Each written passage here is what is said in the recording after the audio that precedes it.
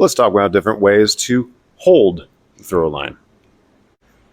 There's the classic where you just pinch and hold, single line, you're able to swing. That works for some people, but for other people that's going to give you a lot of tension and friction right here, and you have to ensure that you're pinching really hard to be able to just hold that in place.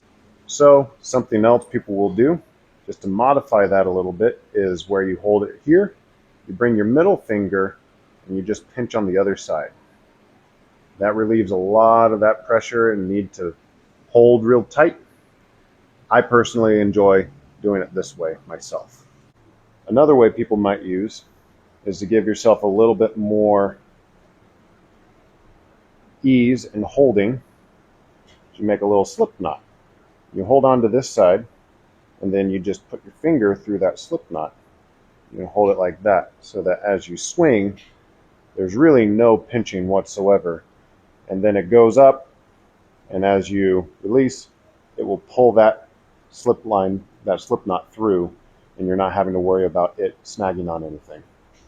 Another very popular way is where you take your line and you have your ring, you pass the line, a bite of the line through the ring. So now I have this, so I have a bite that comes up through, and I can then take this line, or this bite, have my finger on that, and then I hold on to it at this point. Now,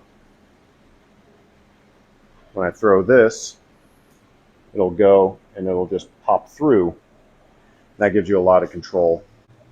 And maybe for a little bit of extra